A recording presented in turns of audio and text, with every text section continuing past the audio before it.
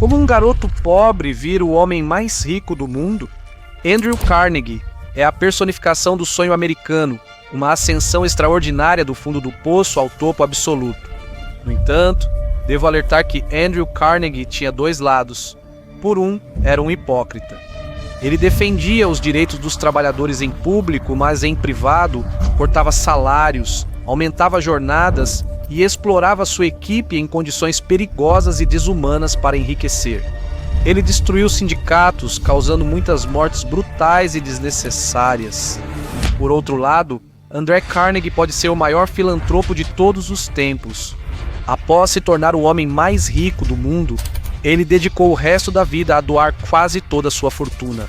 Ele financiou universidades, escolas e quase 3.000 bibliotecas públicas gratuitas do mundo para ajudar outros a melhorar de vida. Ele também é responsável por inovações incríveis que ajudaram a construir os Estados Unidos e mudaram a forma como fazemos negócios. A trajetória de Carnegie é inspiradora e chocante, envolvendo outros grandes empresários. Por exemplo, Carnegie foi um rival amargo de Rockefeller e também acabou fazendo o maior negócio da história com John Pierpont Morgan. Mas antes de toda essa riqueza e drama, precisamos voltar para 1835, onde um jovem nasce em extrema pobreza.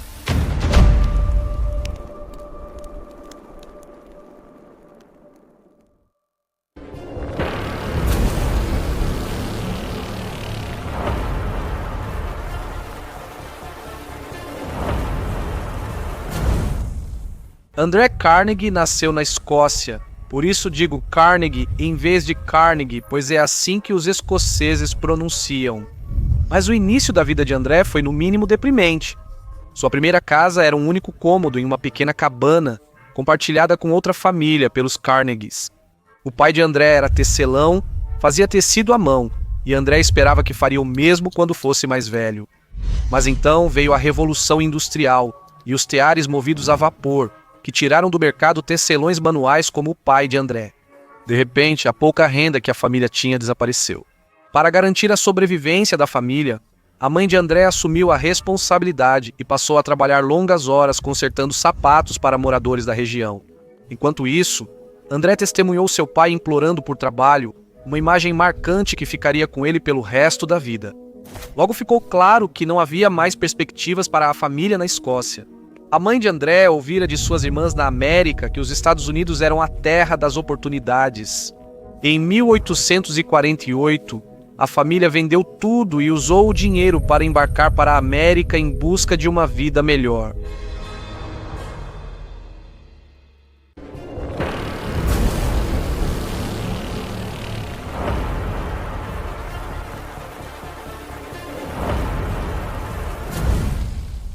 A família chegou a Pittsburgh, Pensilvânia, um centro industrial, mas os pais de André tiveram dificuldades para conseguir trabalho estável. Então, André abandonou a escola após apenas 5 anos de estudo, pois sabia que a família precisava que ele encontrasse um trabalho e fornecesse outra fonte de renda para se sustentarem.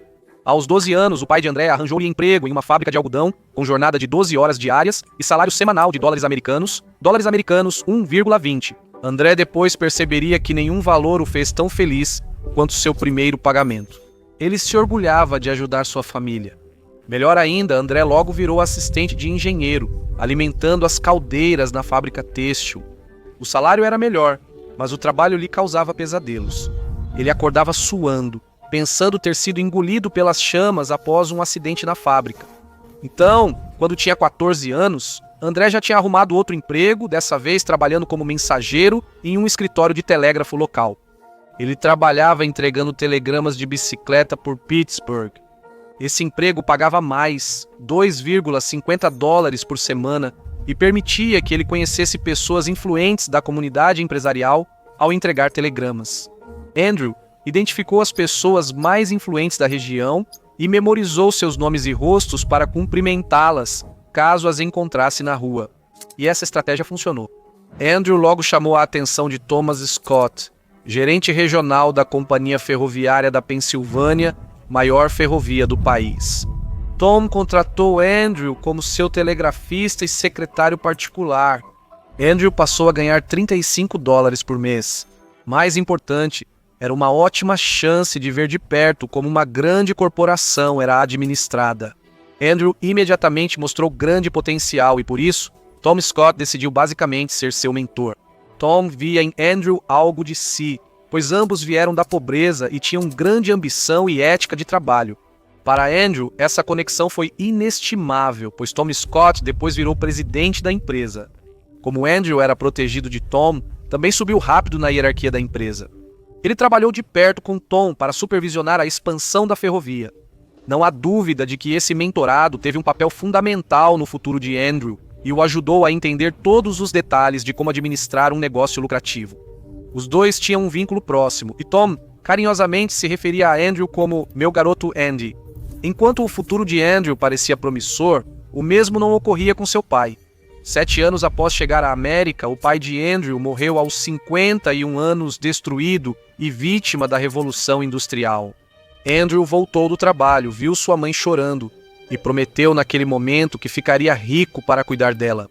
Apesar da convicção de Andrew, nenhum dos dois podia imaginar o quão loucas as coisas ficariam.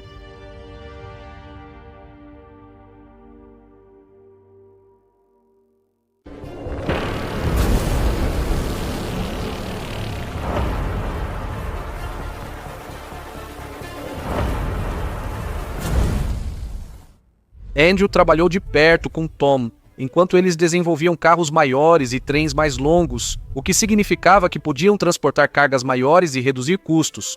A ferrovia deles foi pioneira em operar trens 24 horas por dia. Andrew não estava apenas aprendendo muito sobre negócios, mas também sobre dinheiro. Um dia, Tom se aproximou de Andrew e disse para ele comprar ações de uma empresa chamada Adams Express. Ela valorizou rápido, e foi a primeira vez que Andrew ganhou dinheiro tão fácil sem realmente trabalhar. Agora isso era claramente uso de informação privilegiada, é claro. Mas Tom incutiu em Andrew a ideia de que o seu dinheiro deve trabalhar para você, em vez de você fazer trabalho manual por dinheiro, como Andrew estava acostumado. Enquanto Andrew subia de cargo na companhia ferroviária com o apoio do mentor, ficava cada vez mais bem-sucedido.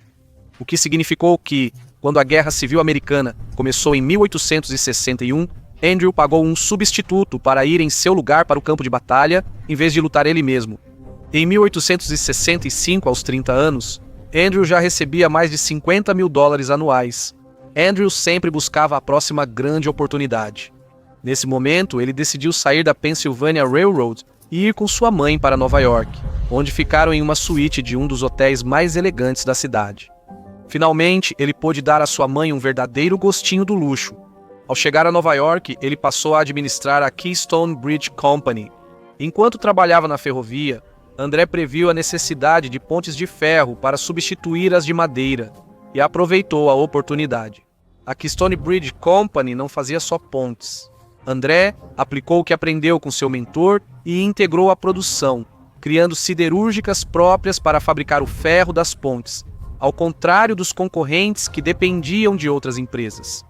Isso deu a André mais controle, permitiu reduzir custos e oferecer preços melhores para dominar o mercado.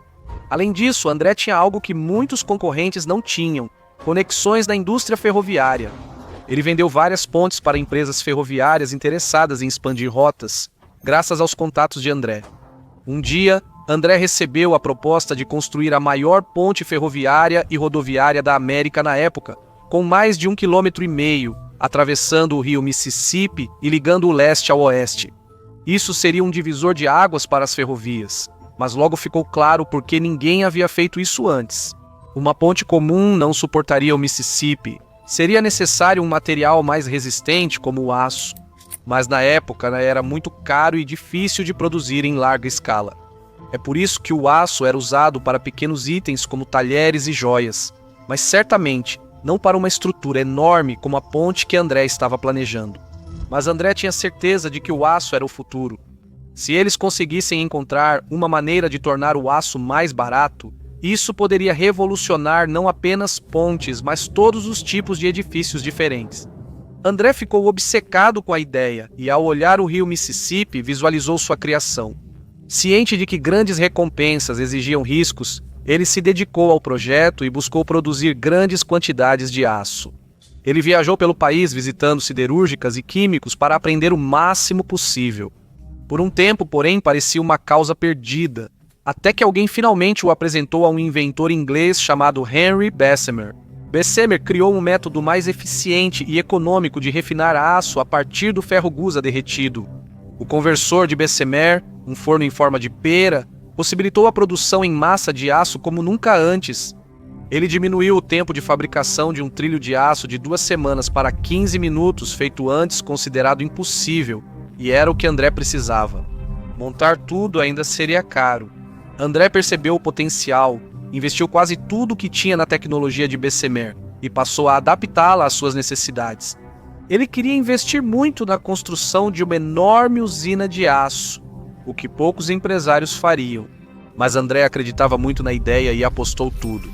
Após conseguir mais investidores para financiar o projeto, André logo montou sua primeira usina de aço com os conversores Bessemer, que produziam grandes volumes de aço.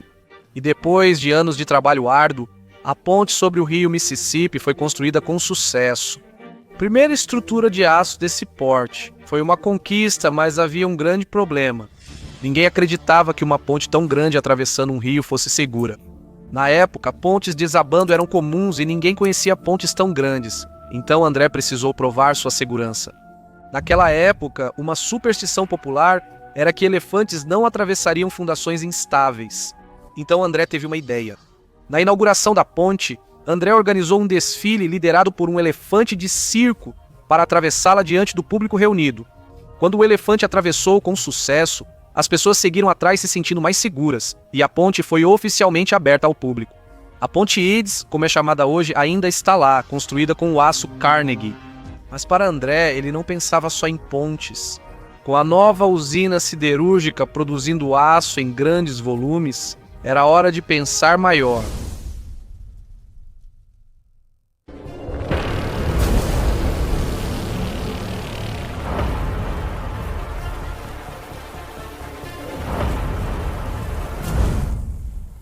Graças à usina siderúrgica de André e ao processo Bessemer, agora era possível criar grandes estruturas de aço e, inicialmente, o maior cliente de André eram as ferrovias, já que elas estavam ansiosas para substituir tanto suas pontes quanto os trilhos por aço, agora que era acessível, pois era um material mais forte e confiável. Ciente da importância das ferrovias como clientes, André tomou uma decisão estratégica e incomum ao nomear sua primeira usina siderúrgica. Em vez de dar seu próprio nome à usina, ele a chamou de Siderúrgica Edgar Thomson, em homenagem ao presidente da Ferrovia da Pensilvânia. André esperava que nomear a usina com o nome de um dos maiores influentes do setor ferroviário mostrasse sua apreciação pela indústria e atraísse mais clientes. E ele estava certo. Logo depois, o próprio Edgar Thomson encomendou 2.000 trilhos de aço da siderúrgica de André. No entanto, parte do motivo pelo qual André conseguia produzir aço a um preço mais acessível era que sua usina siderúrgica era implacavelmente eficiente. Criado na pobreza, ele aprendeu a valorizar o dinheiro, mantendo essa frugalidade ao administrar seu negócio de aço.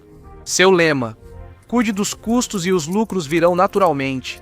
Uma das principais formas de economizar era reduzir custos com mão de obra e extrair o máximo de cada trabalhador. Assim, André fazia com que seus funcionários trabalhassem 12 horas por dia, 7 dias por semana.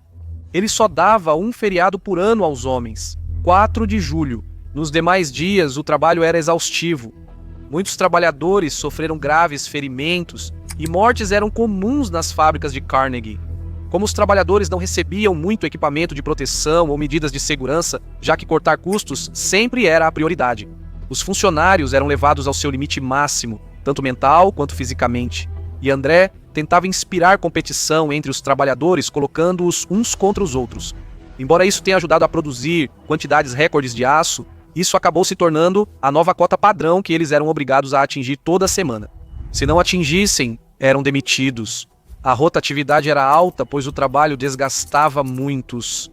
Isso funcionava para Andrew, pois ele deliberadamente garantia que a produção utilizasse trabalhadores não qualificados, fazendo tarefas repetitivas, de modo que a mão de obra fosse facilmente substituível.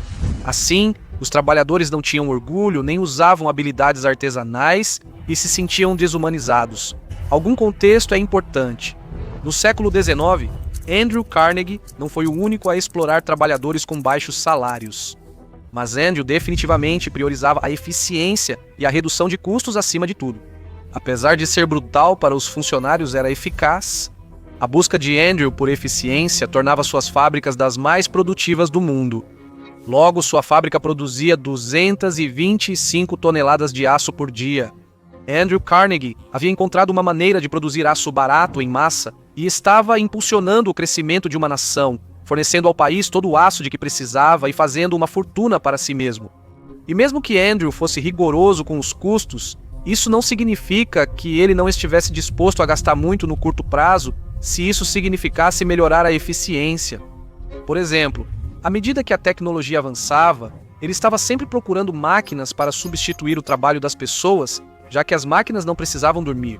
Ele eliminaria um processo, fábrica ou departamento se houvesse forma mais eficiente de atuar. Ele se destacou por decisões rápidas e firmes. Um exemplo de inovação que André utilizou foi a instalação de novos sistemas que melhoraram o manuseio de materiais, incluindo guindastes e talhas aéreas, o que acelerou o processo de fabricação do aço e, consequentemente, aumentou a capacidade de produção de suas usinas. Como no passado, a integração vertical sempre foi o objetivo de André, assegurando o controle de todas as empresas da cadeia de suprimentos. Por exemplo, ele queria controlar desde o fornecimento das matérias-primas até o transporte dos produtos finais aos clientes. Ao controlar toda a produção, ele reduziu ainda mais os custos. Aos 33 anos, André escreveu uma carta prometendo trabalhar mais 2 anos e depois se dedicar a propósitos benevolentes. Ele escreveu: "Ganhar mais dinheiro só me degradaria sem chance de recuperação." Lamento dizer que, 2 anos depois, André continuou trabalhando e envolvido em ainda mais controvérsias.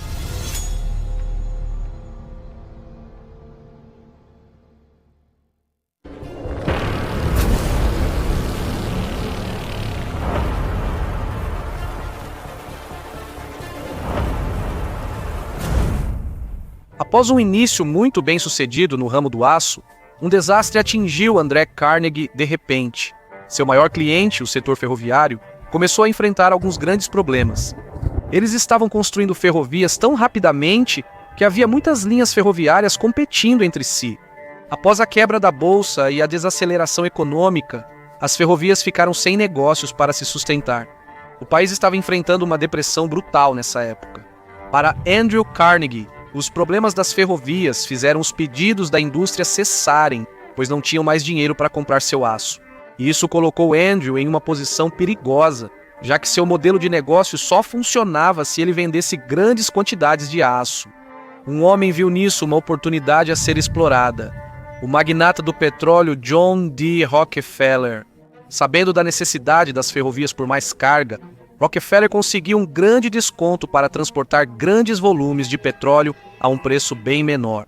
Elas aceitaram por necessidade, mas o desconto era tão grande que logo viram que não conseguiriam sobreviver com o valor pago por Rockefeller.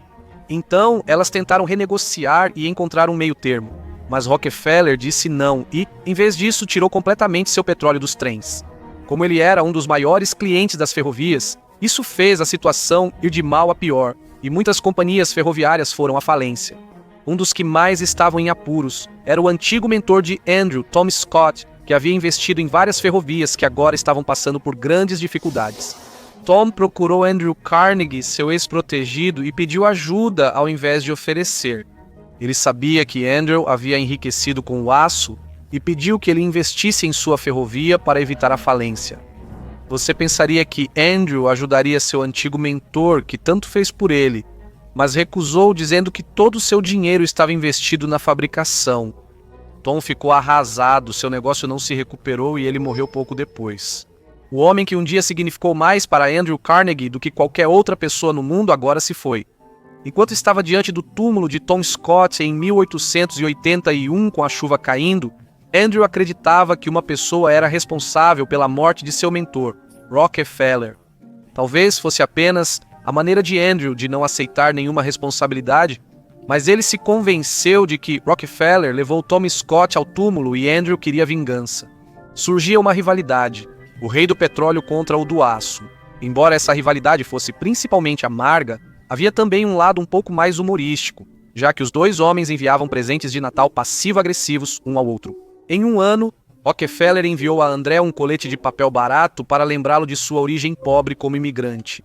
André enviou a Rockefeller uma garrafa de uísque fino, sabendo que ele era batista devoto, abstêmio e não podia doar a bebida. Mas, de várias formas, ter um rival motivou ambos a serem mais ambiciosos para superar o outro. André decidiu ficar mais rico que Rockefeller e vingar seu mentor.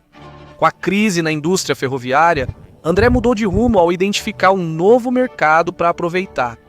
Ele via americanos desempregados indo em massa para cidades como Chicago e Nova York buscar trabalho. Mais uma vez, André antecipou o futuro ao usar aço para construir arranha-céus, pois as grandes cidades precisavam de mais prédios e o material permitia estruturas mais altas e seguras. A companhia de aço de André construiu milhares de arranha-céus, mudando rapidamente a paisagem dos Estados Unidos da América graças a Carnegie Steel. E isso, é claro, fez com que os lucros de André começassem a aumentar rapidamente. Apesar de André lucrar mais de 1,5 milhão de dólares ao ano, sua fortuna ainda era bem menor que a de Rockefeller. Ele precisava de uma maneira de se tornar ainda mais lucrativo, e a boa notícia é que ele conhecia um homem que poderia ajudar. A má notícia é que essa parceria teria consequências devastadoras.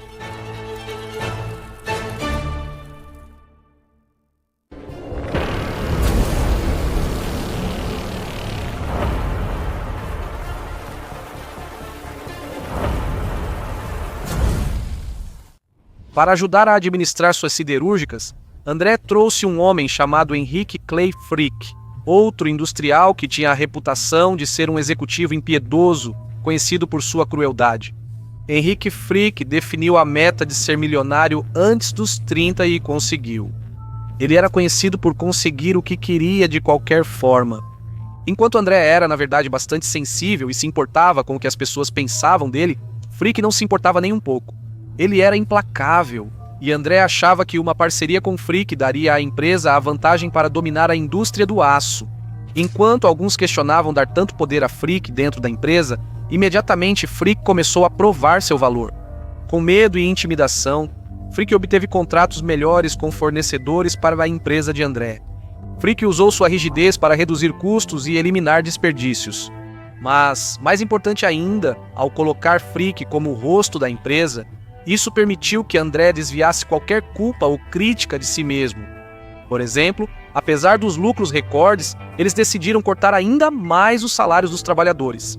Mas André fez parecer que foi decisão de Frick, e foi Frick quem deu a notícia.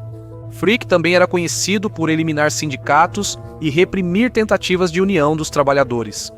A maioria das siderúrgicas de Carnegie realmente não tinha sindicatos. Frick servia como intermediário entre Andrew e decisões impopulares ou polêmicas. Ele fazia com que Frick realizasse esse tipo de tarefa, como cortar salários e aumentar a carga horária. Andrew e Frick juntos eram uma equipe poderosa.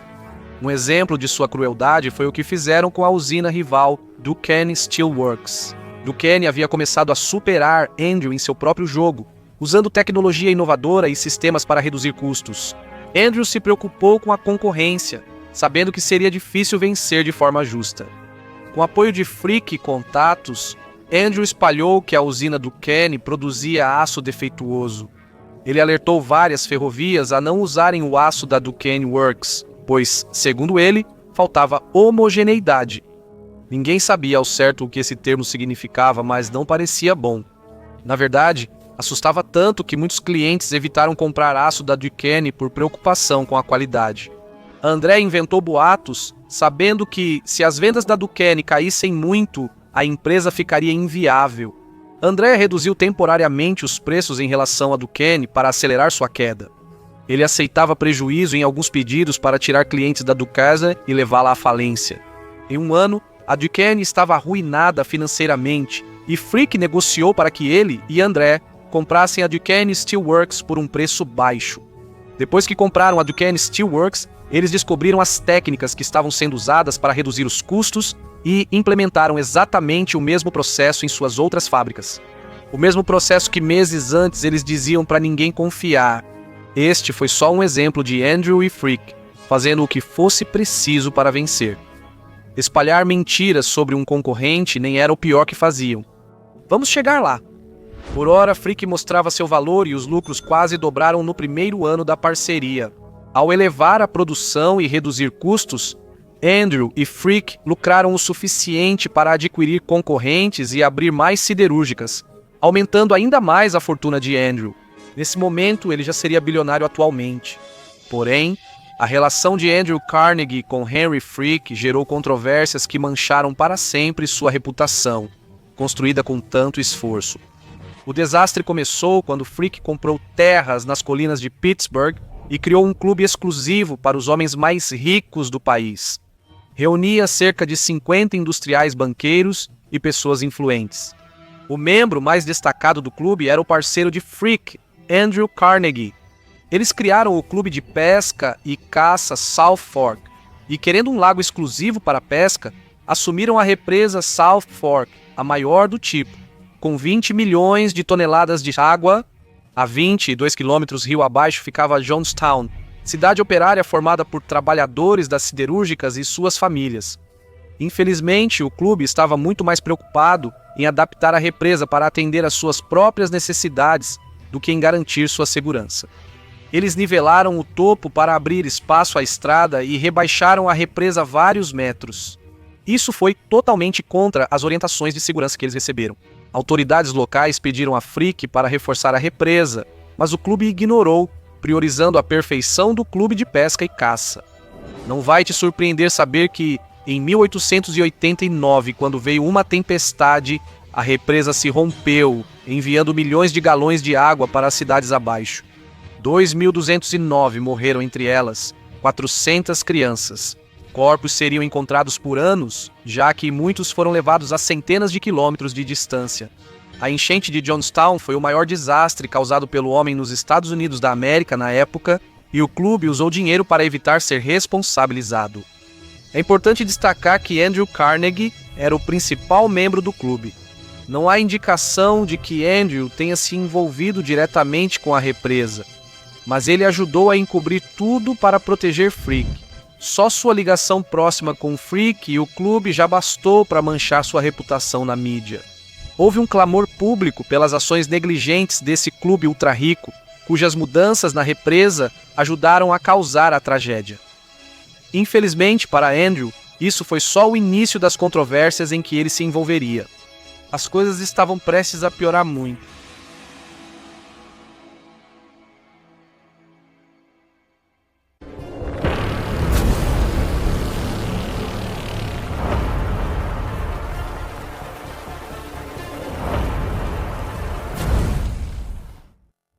A insatisfação estava crescendo entre os trabalhadores de Andrew. Eles se sentiam como escravos salariais, sem chance de crescer na empresa. Eles estavam testemunhando a fortuna de Andrew crescer rapidamente enquanto eles lutavam apenas para sobreviver, o que era mais irritante. Andrew defendia, em um ensaio público, o direito dos trabalhadores à organização sindical. Apesar disso, sua empresa sempre tentava derrotá-los. Andrew, em público, dizia o que era esperado para se sair bem. Em particular, ele ordenava a Frick que fizesse o contrário e dificultasse a vida dos trabalhadores. Outro exemplo disso foi como Andrew construiu uma biblioteca perto de sua primeira usina de aço, que ele dizia ser para seus trabalhadores na Edgar Thomson Steel Works. Na verdade, seus funcionários trabalhavam tanto que não conseguiam usá-la. Além disso, ele contratava muitos trabalhadores analfabetos. A biblioteca parecia mais sobre sua própria autopreservação do que realmente se importar com seus trabalhadores. Se ele realmente quisesse ajudá-los, teria dado os aumentos e as medidas de segurança que eles queriam, não uma biblioteca. André gostava de ser o bonzinho, inaugurando bibliotecas com festas e escrevendo sobre direitos dos trabalhadores, enquanto usava Frick como rosto das decisões impopulares e bode expiatório para seu trabalho sujo. Felizmente, Frick não parecia se importar muito com a própria imagem. Na verdade, talvez até gostasse de sua reputação de durão implacável. Mas como a usina de aço Edgar Thomson foi um sucesso tão grande, André comprou outra usina de aço, a Homestead, e investiu pesado nessa nova planta, permitindo que ela produzisse enormes quantidades de aço. Mas a princípio, os custos de mão de obra não tinham sido otimizados, como ele mesmo dizia. Muitos funcionários pertenciam ao sindicato Associação Amalgamada dos Trabalhadores do Ferro e do Aço. No entanto, o contrato deles estava prestes a ser renovado. Como a indústria do aço ia bem e as fábricas eram lucrativas, o sindicato queria pedir aumento salarial. Obviamente, Andrew não tinha nenhuma intenção de fazer isso. Ele disse que pensava em construir uma biblioteca perto da usina de aço de Homestead se fossem bons parceiros. Na verdade, ele queria dizer que só construiria se os trabalhadores deixassem os sindicatos. André tentava mudar sua imagem de bilionário opressor para defensor dos direitos dos trabalhadores. Quando as negociações com os sindicatos se aproximaram, ele colocou Frick no comando. André falou a Frick que o apoiava totalmente para agir como fosse preciso. Enquanto isso, André decidiu se distanciar de Frick e de toda a negociação com o sindicato. Ele estava bem ciente da agressividade de Frick e de como essa disputa poderia se tornar desagradável. Então, em maio de 1892, André tirou férias longas para a Escócia, deixando Homestead totalmente nas mãos de Frick. André queria se afastar publicamente da situação e ter uma justificativa caso piorasse. Mas, em particular, a mensagem de André para Frick foi clara: faça o que for preciso. Assim, André Carnegie, que defendia publicamente os direitos dos trabalhadores e sindicatos, mandou Frick acabar com o sindicato em sua fábrica. Antes de partir para suas férias na Escócia, André deu mais uma instrução a Frick: aumente a produção na usina de aço de Homestead antes do fim do contrato sindical no verão, garantindo estoque caso as negociações falhem e haja greve. Frick realmente passou a extrair o máximo dos trabalhadores. Os dias de trabalho aumentaram, mesmo com funcionários exaustos em um ambiente perigoso como a usina de aço, o que gerou mais ferimentos e mortes. Estima-se que 9% de todos os trabalhadores da indústria do aço morreram no trabalho. Os trabalhadores de Homestead eram mais pressionados, vivendo em condições ruins, recebendo baixos salários e vendo colegas sofrerem acidentes ou morrerem. Trabalhavam mais sem aumento e a equipe estava unida, isso não podia continuar. Com o contrato prestes a expirar, o sindicato pediu aumento salarial e melhores condições de segurança. Infelizmente para eles, estavam lidando com Henry Frick, que respondeu cortando salários em 22% e exigiu o fim do sindicato para manter o emprego. Pense nisso. Os donos da usina de aço já vão bem, mas agora querem que você trabalhe mais horas por menos, mesmo seu salário já sendo baixo. Mas Frick e Andrew acreditavam que, diante do ultimato de ficar sem trabalho algum, os operários cederiam, mas eles estavam errados. Os trabalhadores decidiram que já era o bastante e recusaram as exigências de Frick. Os trabalhadores até tentaram entrar em contato com Andrew, já que ele era o principal proprietário da usina, e publicamente vinha apoiando os sindicatos e os trabalhadores. Então Andrew não deixaria Frick fazer isso, certo? Mas, convenientemente, Andrew estava inacessível durante suas férias na Escócia. Pelo menos, ele estava inacessível para os trabalhadores e para a imprensa. Mas, de seu castelo nas terras altas da Escócia, Andrew seguia em contato com Henry Frick e sabia do que ocorria. Ele escreveu várias cartas a Frick dizendo: Sr. Frick, com certeza você colocará Homestead nos trilhos. Você consegue resolver qualquer coisa com sua persistência tranquila. Todos nós aprovamos tudo o que você faz. Estamos com você até o fim. Então, em particular, estava extremamente claro de que lado Andrew estava. Com o sindicato firme, em 25 de junho, Frick disse que não negociaria mais com ele, apenas com trabalhadores individualmente. O sindicato afirmou que aceitaria quase todas as exigências de Frick, mas fazia questão de manter o sindicato. No entanto, Frick não tinha interesse em concessões. Ele queria vencer. Em 29 de junho, por ordem de Andrew, Frick fechou a usina de aço e trancou os trabalhadores. Andrew e Frick achavam que, em poucos dias, os trabalhadores cederiam, dissolveriam o sindicato e retornariam ao trabalho sem aumento. Frick afirmou que, se os trabalhadores não recuassem, contrataria imigrantes não sindicalizados para substituí-los em Homestead. Como Andrew e Frick previram, os trabalhadores preferiram manter o emprego ao sindicato, pois algum dinheiro era melhor que nada. Fechar a usina por alguns dias não era o ideal, mas Andrew e Frick já haviam se preparado, estocando materiais antes e pressionando ainda mais os trabalhadores nos meses anteriores. Eles não previram o quanto os trabalhadores eram unidos. Eles haviam chegado ao limite pois tinham dado tanto de si mesmos para a usina que acreditavam profundamente que tinham direito a pelo menos uma parte do seu sucesso. Os trabalhadores fizeram greve e milhares de operários de Homestead ocuparam a usina. Eles se barricaram diante da siderúrgica de Homestead, impedindo Frick de trazer substitutos para seus empregos. Como resultado, a produção de aço permaneceu paralisada, já que a fábrica estava cercada por trabalhadores em greve. Frick não desistia facilmente. As palavras de Andrew Carnegie ainda ecoavam em sua mente. Vença a qualquer custo. Estamos com você até o fim. E, portanto, Frick contratou um exército mercenário particular chamado Pinkertons para escoltar seus novos trabalhadores imigrantes até a fábrica. Os Pinkertons eram pistoleiros contratados para impedir que trabalhadores em greve se barricadassem na usina siderúrgica de Homestead. Em 6 de julho de 1892, Pinkertons chegaram de barcaça pelo lago, armados com armas de fogo. A decisão de Frick de trazer um exército particular tornou isso, de fato, uma guerra. Mas Frick estava confiante de que essa demonstração de força seria suficiente para fazer os trabalhadores em greve cederem. No entanto, quando o exército de Pinkerton chegou de barco, os trabalhadores posicionados ao longo do rio os avistaram e alertaram os milhares de grevistas de que precisavam ir e pegar qualquer arma que pudessem na cidade. Os trabalhadores correram para pegar pedras, facas, porretes ou qualquer coisa que achassem. Quando os Pinkertons chegaram à margem, um grevista os alertou a não descer da barcaça. Disseram que os grevistas também estavam armados e que aquilo acabaria mal. Eles imploraram para que os Pinkertons simplesmente fossem embora, mas os Pinkertons tinham ordens de Frick e a instrução era clara: retomar o controle de Homestead. Agora, os historiadores ainda não têm certeza de quem disparou o primeiro tiro. Mas o que sabemos é que, muito em breve, a área ao redor da siderúrgica de Homestead estava cheia do som de pedras, balas e gritos. A batalha começou. Grevistas empurraram um vagão em chamas contra as barcaças dos Pinkertons. Eles também jogaram dinamite no rio para afundar os barcos dos Pinkertons e bombearam óleo no rio, tentando incendiá-lo. Em resposta, os Pinkertons dispararam suas armas e o caos violento se instaurou.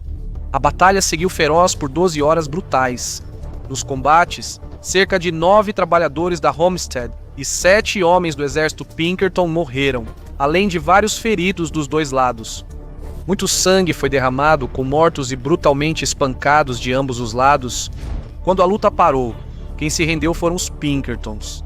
Quando Frick os contratou, não esperavam tamanha resistência dos trabalhadores. Mesmo assim, os grevistas mantiveram sua posição. Os trabalhadores achavam que tinham vencido e que Frick agora seria obrigado a negociar com eles. Mas eles estavam enganados.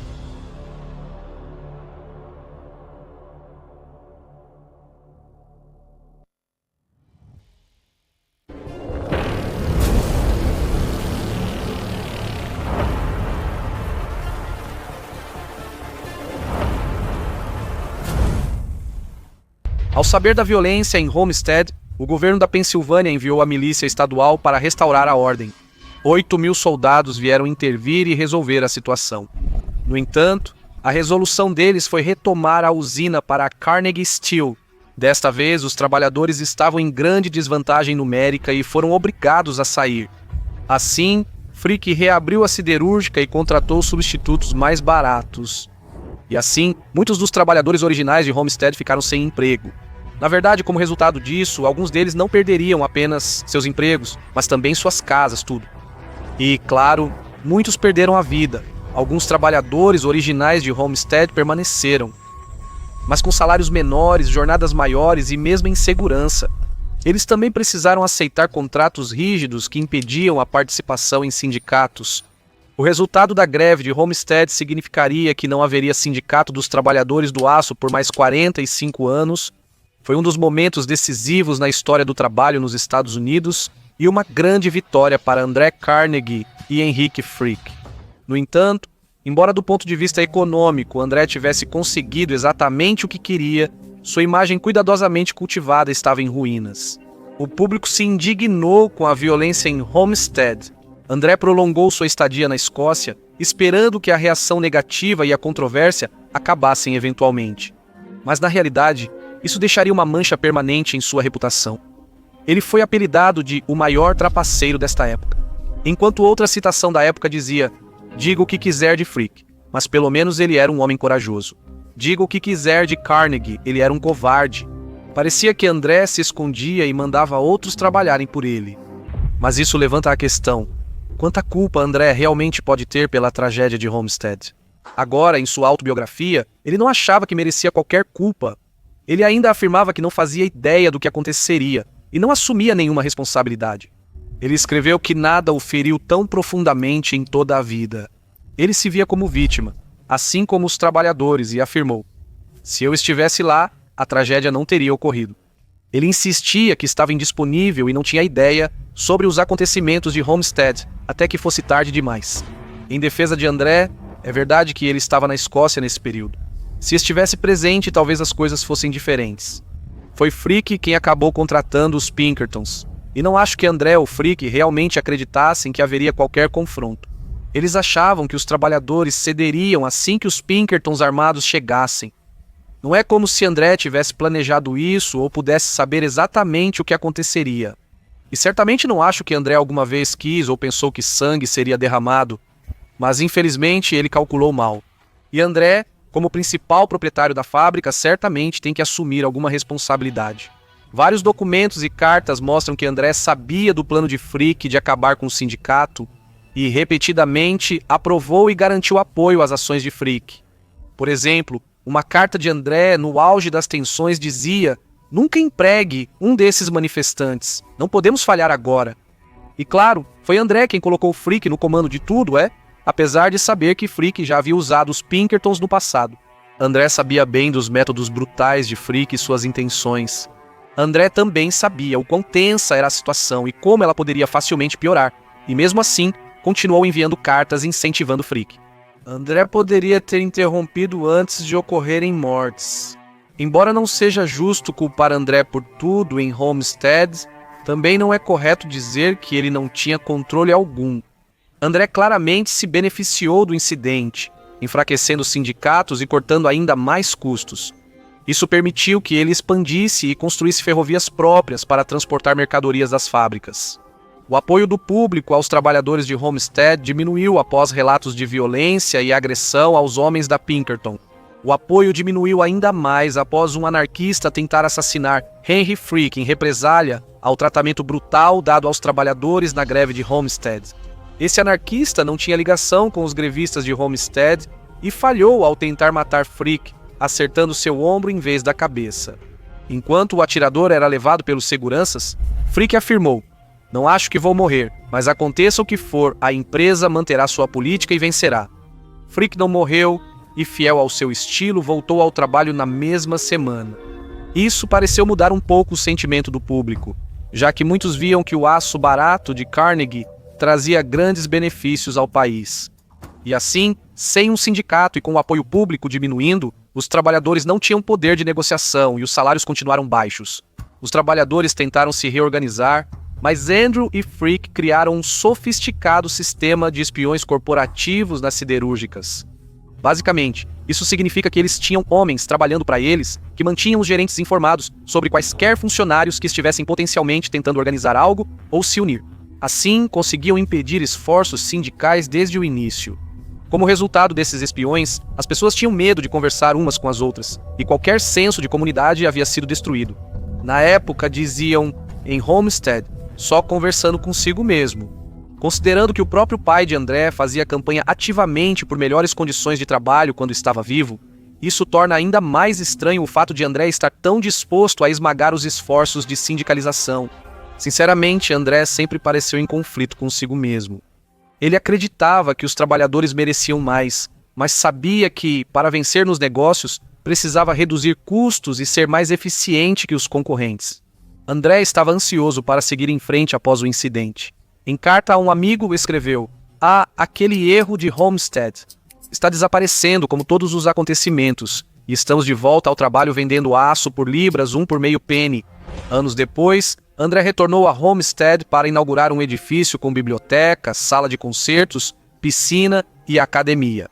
Ao inaugurá-lo, ele disse: com este encontro, todos os pensamentos de arrependimento, todas as memórias desagradáveis estão para sempre enterrados no profundo seio do oceano. Daqui em diante, devemos pensar em Homestead como a vemos hoje. O prédio era magnífico, mas a ideia de que isso compensava todos os danos causados era risível, e parecia mais que Andrew estava tentando convencer a si mesmo do que a qualquer outra pessoa. Andrew afirmou aos repórteres que, se estivesse na greve de Homestead, nada disso teria ocorrido. Ele afirmou respeitar seus funcionários e que nunca houve violência sob sua liderança. A mensagem era clara. Frick era o responsável pelo ocorrido. Naturalmente ficou indignado ao perceber que Andrew tentava culpá-lo totalmente. Ele perdeu a paciência com Andrew, dizendo que não aguentava mais seus artigos e entrevistas absurdas. Por que ele não teve coragem de falar na minha frente o que dizia pelas costas? Questionou Frick. Eu já suportei muitas ofensas do Sr. Carnegie no passado, mas não vou aceitar mais nenhuma ofensa no futuro. A partir daí, o relacionamento entre esses dois homens só piorou ainda mais. Houve vários incidentes em que os dois homens entraram em conflito sobre a forma de lidar com situações dentro dos negócios, e isso acabou levando Frick a renunciar ao cargo de diretor executivo. Isso só causou mais problemas, pois então houve uma disputa sobre quanto Frick deveria receber por suas ações. Frick achou que Andrew tentava enganá-lo ao usar um valor das ações bem abaixo do mercado.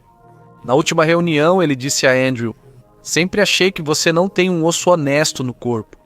Agora eu sei que você é um maldito ladrão."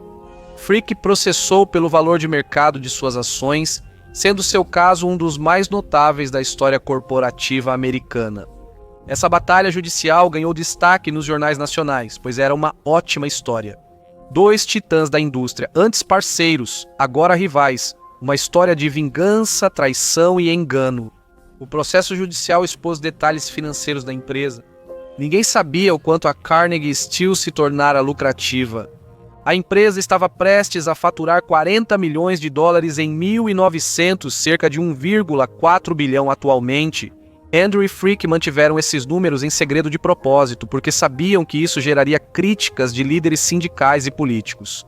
E assim, para evitar que mais detalhes privados fossem revelados no tribunal, foi feito um acordo com Frick, no qual ele foi comprado por 31,6 milhões. Em troca, ele deixou a gestão da empresa e retirou o processo. Depois disso, os dois ficaram afastados e nunca mais se viram, mas Frick gostava de provocar Andrew à distância. Por exemplo, ele enviava mensagens para Andrew zombando de decisões ruins de negócios dele. Frick disse a ele: sua administração da empresa já virou motivo de piada. Anos depois, Frick mandou construir um prédio ao lado de um dos de Andrew. Frick quis que seu prédio fosse mais alto que o de Andrew, deixando o de Andrew na sua sombra. Os dois homens que um dia dominaram juntos a indústria do aço, terminaram sua parceria de forma extremamente amarga, ambos sentindo que haviam sido traídos um pelo outro.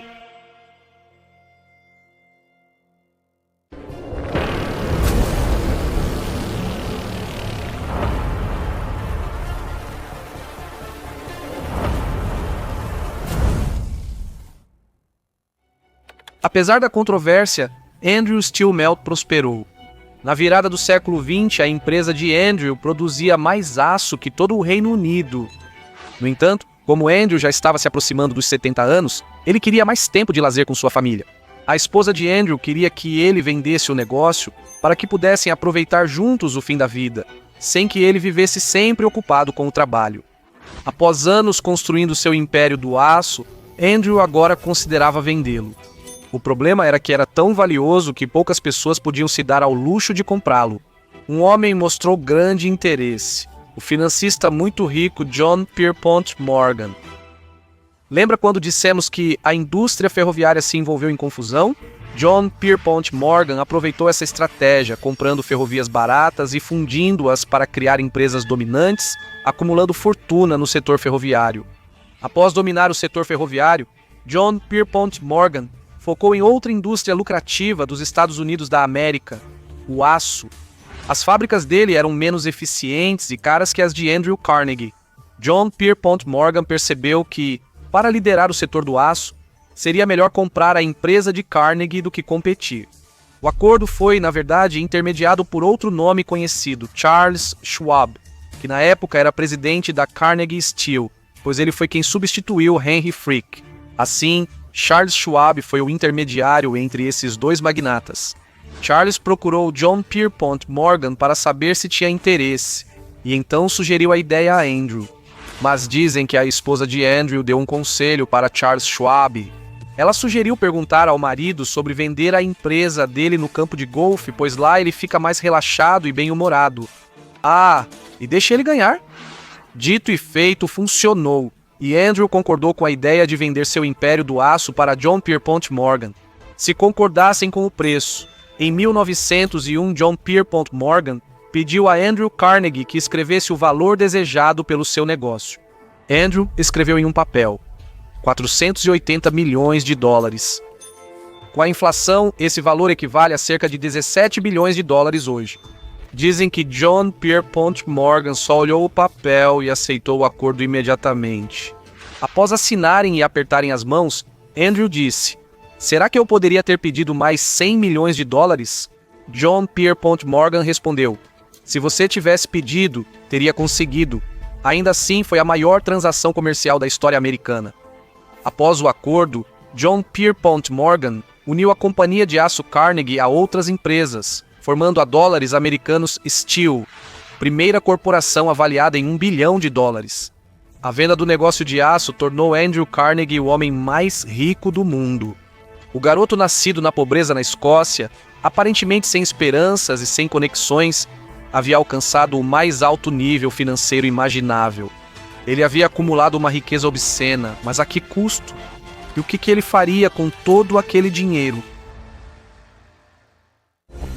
Ei pessoal, antes de continuarmos a história, se acharem os vídeos interessantes, ativem as notificações para Magnetics Media.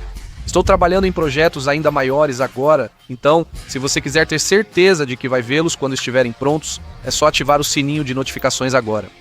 Também quero agradecer imensamente por assistir a este canal. Esses vídeos realmente levam bastante tempo para serem feitos, então, de verdade, eu agradeço muito todos os seus comentários e apoio. Então é isso, obrigado por tudo. Agora vamos à história.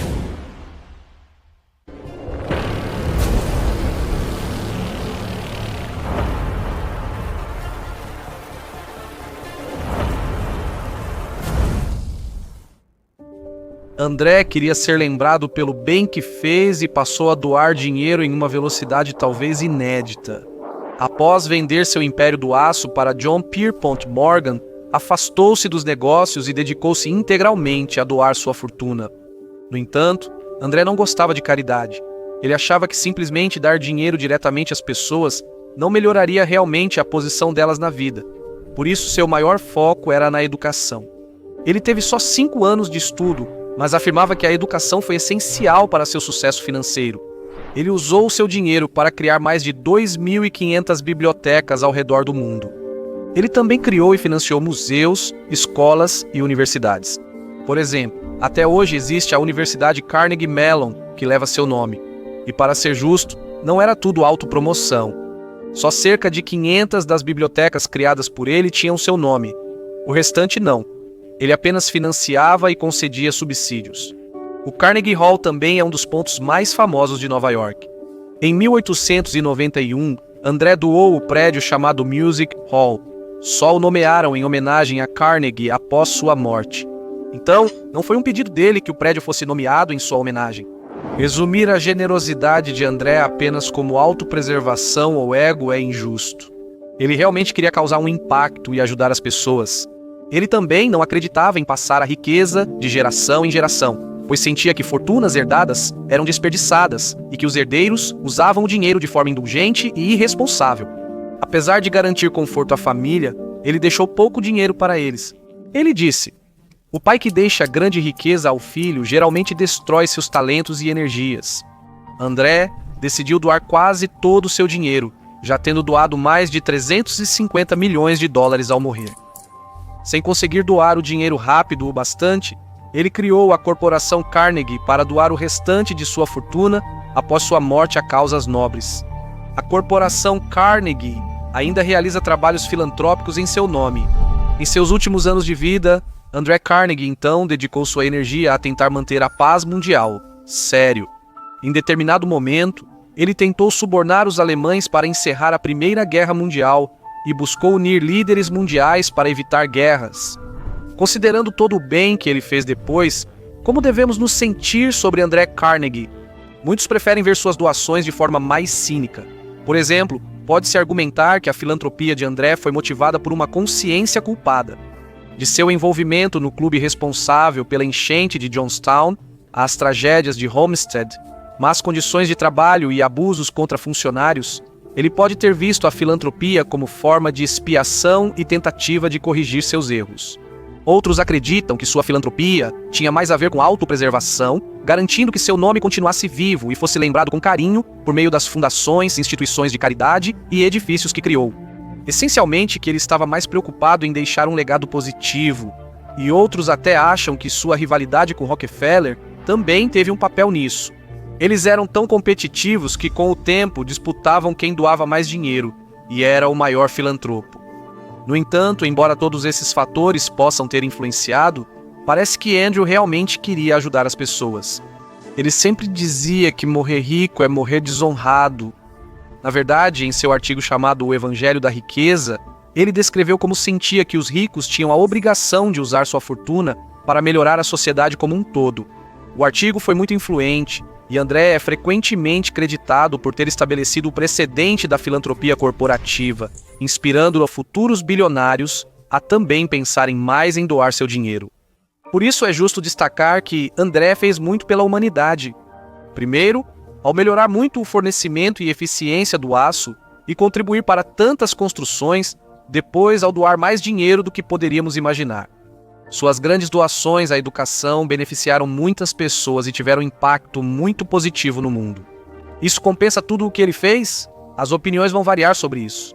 Mas, do seu próprio jeito, é possível que ele tenha sentido que o tratamento dado aos seus trabalhadores era necessário para construir uma fortuna que ele pudesse então doar, que os fins justificam os meios.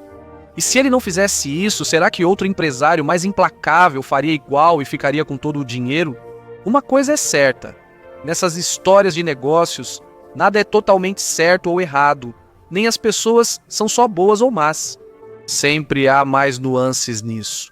Mas posso dizer que é raro encontrar alguém como Carnegie, que fez tanto bem quanto causou dano. Por isso, tenho curiosidade em saber sua opinião geral sobre Carnegie nos comentários. Mas antes, Andrew tinha uma última coisa a fazer antes de morrer.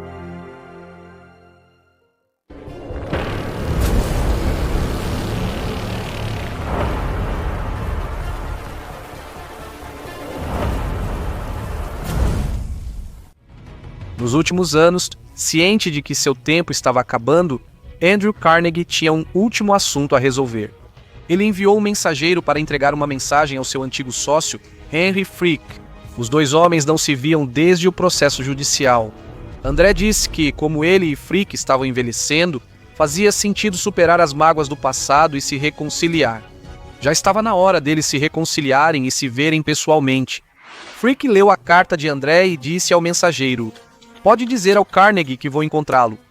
Depois jogou a carta com desgosto e disse: "Diga ao Carnegie que vou encontrá-lo no inferno, já que é para lá que nós dois vamos."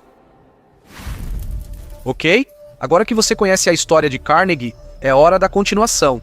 Veja como John Pierpont Morgan construiu seu império e o que fez após comprar a Companhia de Aço de Carnegie. É só clicar na miniatura na tela e eu te vejo lá em um segundo.